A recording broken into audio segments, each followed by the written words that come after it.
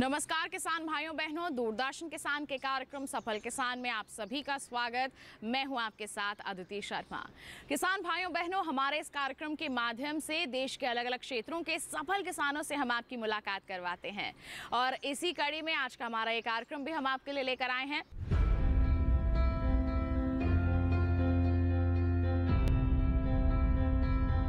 सबसे पहले आज हम आपकी मुलाकात करवाते हैं हरियाणा के पानीपत में रहने वाले राम प्रताप शर्मा से। बता दें, ये जैविक खेती करते हैं। जी हाँ, सब्जियों का उत्पादन ले रहे हैं, वो भी जैविक तरीके से, और अच्छी आमदनी भी कमा रहे हैं। तो किस तरह से इन्होंने इस दिशा में अपने कदम बढ़ाए, आइए इन्हीं से जानते हैं।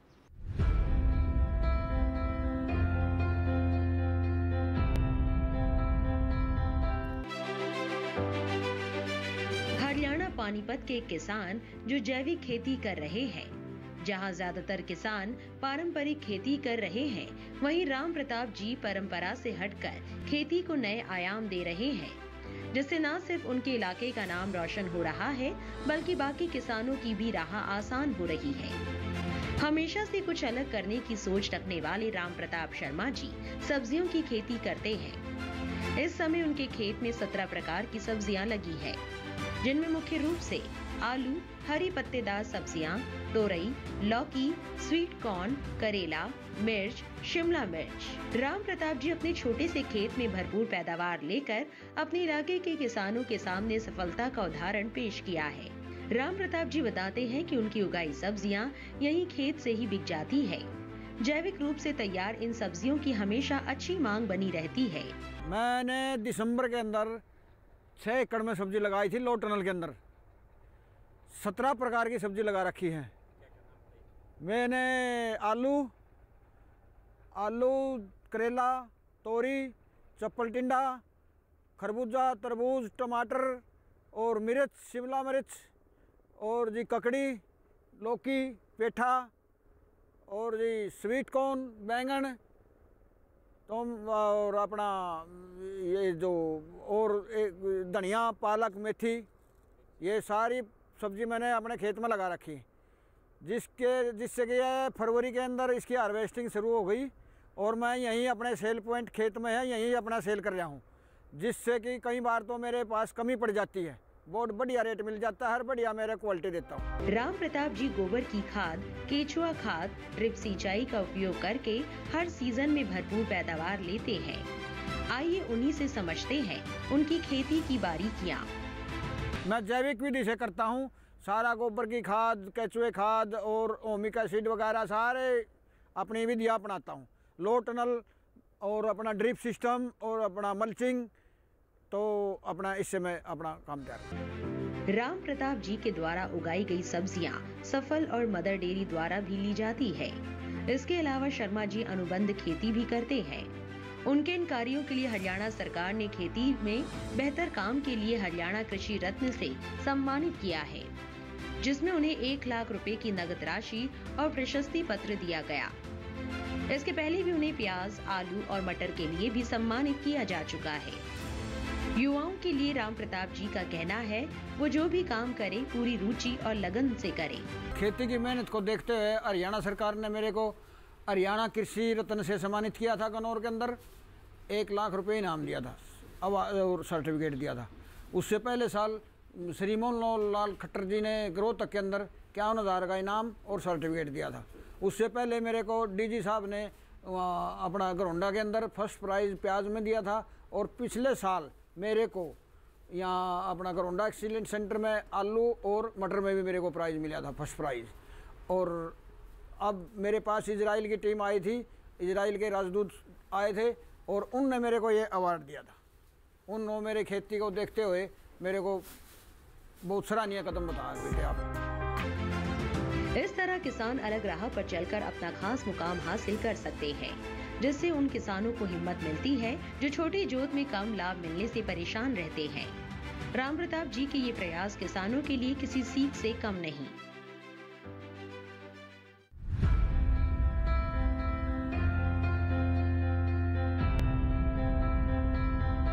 तो तो किसान भाइयों बहनों, ये थे हमारे सफल किसान Ram Pratap Sharma.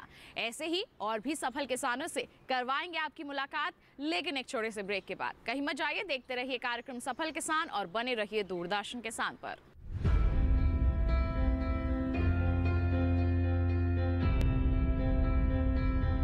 Upcoming all together with the brand new episodes of Vakya Taste hai.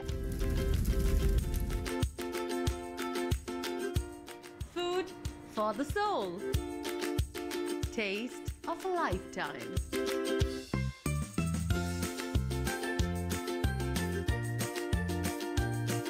Great tips to cook. Only on DD National.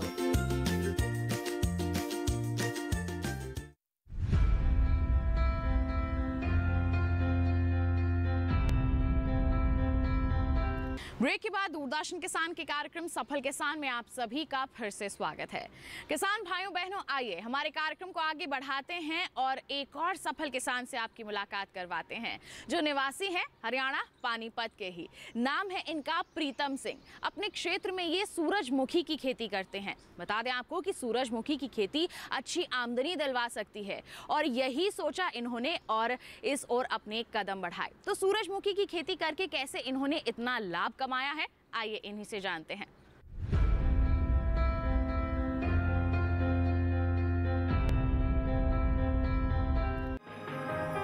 Haryana जाना जाता है बेहतर कृषि के लिए। यहाँ हर साल खेती का रकबा बढ़ रहा है, साथ ही फसलों के उत्पादन में भी बढ़ोतरी हो रही है, जिससे किसान समृद्ध हो रहे हैं। सफलता की नई इबारत लिखते इन किसानों में से एक हैं पानीपत हरियाणा के प्रीतम सिंह।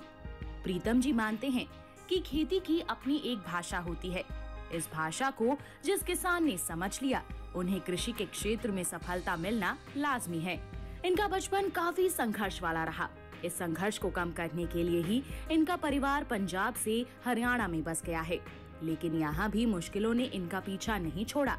इनकी जमीन बिल्कुल उपजाऊ नहीं थी, लेकिन इनके परिवार ने हिम्मत नहीं हारी और जुट गए मिट्टी को उपजाऊ बनाने में।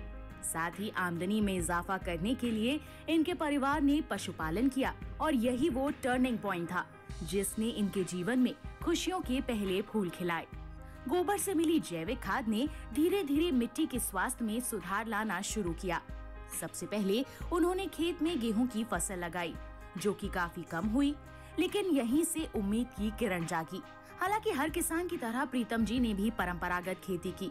1990 में उन्होंने अपने खेत में पूसा बासमती की खेती की, जिससे उन्हें भरपूर पैदावार मिली, लेकिन सही मुकाम मिला सूरजमुखी की खेती करके। हमारा परिवार जो है पार्टीशन के समय 47 में पाकिस्तान से इंडिया शिफ्ट हुआ जब, तो उस टाइम तो चलो इकट्ठा ही था। तो हमें ज़मीन की अलाटमेंट जो हुई वो पंजाब में पटियाला डिस्ट्रिक्ट में हुई, कि काफ़ी ऊंचा नीचा खेत था, तो उन्होंने गहरे खड्डे भी थे, तो हमने इसको लेवल किया। तो फिर पता चला कि ये तो कलर है, इसमें नमक की मात्रा है, तो इसमें पैदावार नहीं होती। तो करनाल स्थित जो CSSR की उनकी तकनीकें अपनाई, इसमें जिप्सम वगैरह डाला। तो 4-5 साल बाद जो हमारा सबसे पहला प्रोडक्शन हुआ वो हमारे खेत में 13 गठड़ी 13 बंडल इसमें हमारा प्रोडक्शन हुआ। तो उसके बाद हमने पीछे मुड़ के नहीं देखा, आगे आगे इसको संवारते रहे। तो जैसे तैसे 10 साल तक हमने इसमें इसको लेवल किया, चालू करने की कोशिश की। तो साथ में पशुओं का हमारा दूध का काम था, जिससे हमारा खर्चा चलता था।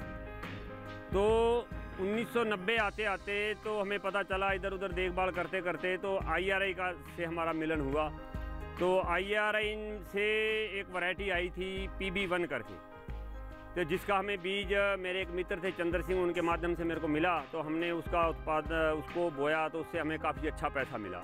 जहां हम आज खड़े हुए हैं, ये किसान श्री प्रीतम सिंह जी हैं और इन्होंने 2012 से ये हमारी इस परियोजना से जुड़े हैं।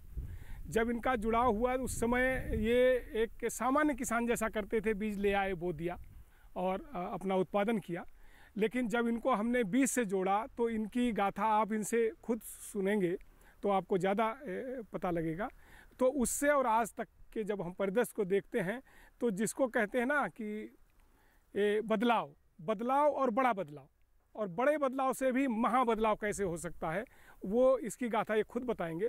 तो हम क्या करते हैं कृषक सहभागिता में, संस्थान पहले उन किसानों को चिन्हित करता है कि जो किसान प्रगतिशील हैं और बीज के महत्व को अच्छी तरीके से जानते हैं। तो उनको हम छोटा सा प्रशिक्षण देते हैं और उनको बीज के महत्व को समझाते हैं और फिर उनको हम अपने यहाँ से एक जिसको प्रजनक बीज कहते हैं, शुद्ध बीज बिल्कुल देते हैं और उसके साथ साथ उनको उस बीज के समस्त लक्षणों से भी अवगत कराते हैं कि इस वैरायटी की इतनी अवधि है, इतना इसका खाद की रिक्वायरमेंट है, इसका बुआई का उचित समय क्या है, इसमें क्या क्या सावधानियां रखनी उत्पादन में, ये हम सब किसान को बताते हैं। और उस बीज को हम जब देते हैं तो उस किसान से ये भी कहते हैं कि पिछली साल जो आपने बीज की फसल बोई थी उसमें क्या फसल थी, कहीं आइसोलेशन कितना होना चाहिए, एक फील्ड से दूसरे खेत की दूरी कितनी होनी चाहिए, ये सब हम उनको मानक बीज उत्पादन के जितने भी मानक हैं वो उनको समझाते हैं। उनके उगाए फूल इतने लुभावने होते हैं कि दूर दूर से लोग उनके खेतों को देखने आते हैं। यहाँ तक कि उनकी फसल के बारे में चर्चा इतनी जोरों पर थी कि डायरेक्टर एग्रीकल्चर चंडीगढ़ से कृषि विशेषज्ञ उनकी फसल देखने आए। विशेषज्ञों ने जब उनसे सवाल किया कि उनके खेत में कितने फूल हैं, तो गणना करने की अनोखी तकनीक ने कृषि विशेषज्ञों को काफी प्रभावित किया। उदाहरण देता हूँ कि 1995 आते 95 में मैंने पहली बार अपने 1 एकड़ में सनफ्लावर लगाया, सूरजमुखी लगाया। तो जिसमें जो यूनिवर्सिटी की रिकमेंडेशन थी मैंने उसको पूरा करने की कोशिश की। तो जब फूल पे आई फसल तो ऐसा मौका भी आया कि हमारे डीडीए साहब थे, नैन साहब थे उस टाइम, तो वो यहाँ से निकल रहे थे, तो वो उन्होंने सूरजमुखी देख के मेरे घर पे आ गए।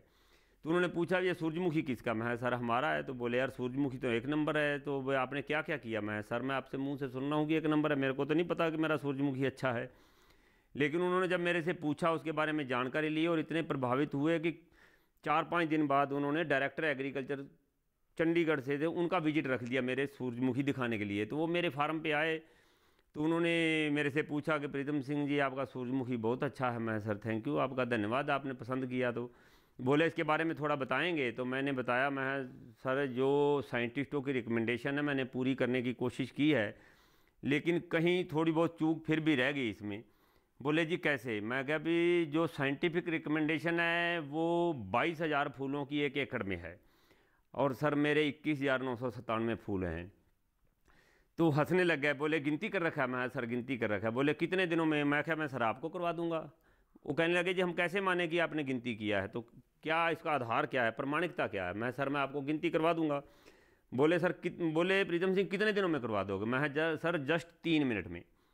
बोले 3 मिनट में गिनती कैसे करवा दोगे? तो मैंने उनको बोला कि रो टू रो 60 सेंटीमीटर है और प्लांट टू प्लांट मेरे 30 सेंटीमीटर हैं, तो 100 लाइन गिननी है, 1 मिनट में गिनती हो जाएगी। 220 लाइनें हैं 1 एकड़ में, 2 मिनट में गिनती हो जाएगी। सर आप 1 से लेकर के 100 तक कोई एक लाइन गिनती करवा लो, अगर उसमें 220 फूल मिलेंगे तो इसका मतलब है आपके 22,000 हो जाएंगे। 100 × 220 22,000 फूल हो जाएंगे। एक कॉर्नर से 3 फूल कुत्तों ने मेरे तोड़ दिए हैं, वो मैं आपको अलग से दिखा देता हूँ। 21,997 फूल हैं। तो इस चीज़ से डायरेक्टर साहब बहुत प्रभावित हुए।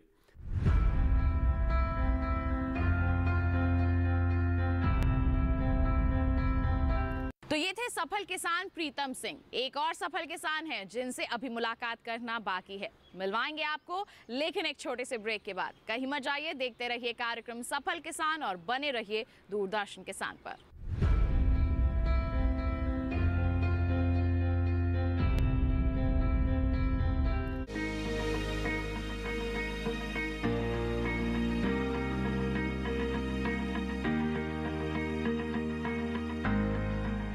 घर के बगिया में छिपा है सेहत का खजाना।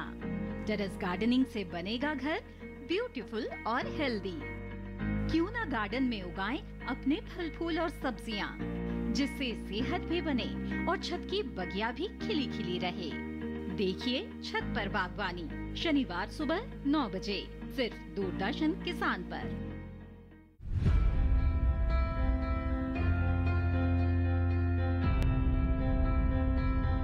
ब्रेक के बाद दूरदर्शन किसान के कार्यक्रम सफल किसान में आप सभी का फिर से स्वागत है। किसान भाइयों बहनों, दिल्ली का एक क्षेत्र ऐसा भी है जहां हमारे किसान खेती करते हैं और ऐसे ही एक सफल किसान भी वहां रहते हैं जिनका नाम है सत्यवान। ये आधुनिक तरीके से खेती कर रहे हैं। जी हाँ, इन्होंने अपने खेती के परिवेश में बदलाव लाया है और सफलता की ऊंचाइयों को छुआ है।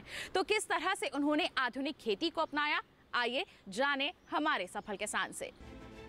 दौड़ती भागती जिंदगी के बीच सुकून के पलों का एहसास देता है किसान सत्यवान का खेत। इन्होंने अपनी खेती और पशुपालन के बीच ऐसा सिस्टम बना रखा है जिससे इन्हें आय की आमद बनी रहती है। उनके खेत में कुछ भी व्यर्थ नहीं जाता। भूमि के हर हिस्से का सही उपयोग करते हैं, साथ ही फसल के अवशेषों का भी उचित इस्तेमाल करते हैं। जो पशु आहार के काम आता है, वहीं पशुओं से मिलने वाले दूध को वो सीधे बाजार में नहीं बेचते, बल्कि दूध से घी बनाते हैं, जो दूध से कई गुना मुनाफा देता है। उनके खेतों में जैविक फसल उगाई जाती है, जिसके लिए वो बायोगैस में बची स्लरी का उपयोग खाद के रूप में करते हैं। साथ ही जैविक रूप से तैयार उपज का उन्हें बाजार में मोटा दाम मिलता है। इस तरह देखा जाए तो उनके इस सिस्टम में कुछ भी व्यर्थ नहीं जाता। वो हर चीज से लाभ लेना जानते हैं, वो भी प्रकृति के अनुकूल। गौमूत्र से, गोबर से, जीवामृत से, डिकम्पोजर से ही तैयार की हैं। अब हमारी तोरी लगभग तैयार है और इसमें केंचुआ इतना है हमारी ज़मीन में, जो ज़मीन के नीचे केमिकल से डरता हुआ केंचुआ 10 फुट नीचे जो केंचुआ था, जीवामृत जिस खेत में हमने डाल दिया वो केंचुआ एकदम ऊपर आ गया। अब इसमें पानी देते हैं तो हमारे पैर रखने की जगह नहीं रहती। और तोरी में और इसमें जिसमें हम केंचुआ ज़्यादा होता है उसमें पानी की भी कम ज़रूरत पड़ती है, क्योंकि नीचे से वो होल करता है और वाष्पीकरण के जरिए पौधे को वो नमी देता है। हमने कोई केमिकल, कोई स्प्रे नहीं किया है, कोई भी हमारे इसमें बीमारी नहीं है। एक आध कोई कीट आता है तो उसको कोई भी पक्षी या उसको जो है खा लेता है और प्रकृति ही प्रकृति को नियंत्रण करती है। सत्यवान जीरो बजट खेती में विश्वास करते हैं और इसी ध्येय को पाने के लिए खाद बीज खुद ही तैयार करते हैं। जीवामृत बनाने के लिए गाय का ताजा गोबर और गौमूत्र का इस्तेमाल करते हैं। इसे वो अपने खेत में तो इस्तेमाल करते ही हैं, साथ ही बाकी किसानों या किचन गार्डन संचालित करने वालों को बेच देते हैं।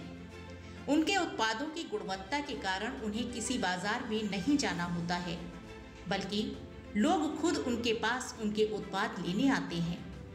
सत्यवान कहते हैं कि किसान खुद अपने उत्पाद का मूल्य तय कर सकता है।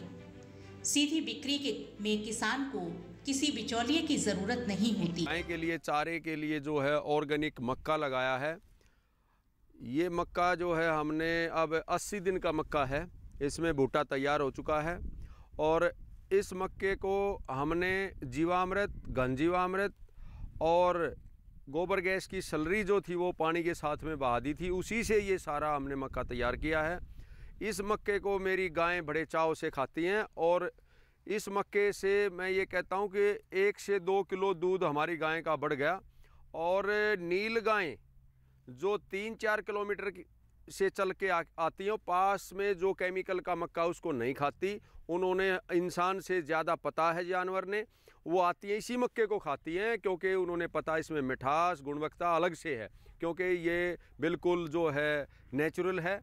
तो इस तरह से हम अपने घी को, दूध को महंगे भाव में बेचते हैं, क्योंकि हम जितना भी जो गाय को चारा खिलाते हैं वो भी हमारा ऑर्गेनिक होता है। उसमें हम कोई केमिकल का, जवार है, बाजरा है या मक्का है या और भी जो हमारे जई है, जो भी हमारा चारा होता है वो बिल्कुल ऑर्गेनिक होता है। और उस चारे को जब हम अपनी गाय को खिलाते हैं तो जैसा खिलाओगे वही तो नीचे उतारेगी, उसी से हमारे दूध की भी गुणवत्ता बढ़ जाती है और उसका हम रेट अलग से लेते हैं। अब हमारा दूध 100 रुपये लीटर जाता है और मेरा जो घी है वो 2500 रुपये किलो बिकता है। तो इस तरह से भी किसान अपनी आय को, और हमारा जीरो बजट है, इसमें हमारा ना डीएपी, ना यूरिया, ना और कोई केमिकल, कुछ कोई ज़रूरत नहीं, बस खाली गोबर की स्लरी से और जीवामृत से ही हमने ये तैयार किया है। आपके सामने इसकी ग्रोथ, इसकी जो है शाइनिंग, चमक एक अलग से ही है। इस तरह सत्यवान के सुझावों को मानकर किसान कई गुना लाभ ले सकता है। साथ ही जिस तरह से सत्यवान ने कहा कि एक बड़ा नौकर बनने से अच्छा छोटा मालिक बनना बेहतर है, वाकई सच मायनों में कारगर है। आज का युवा वर्ग भटकाओं वाली जिंदगी जीने से बेहतर है कि कृषि में अपना भविष्य संवारे।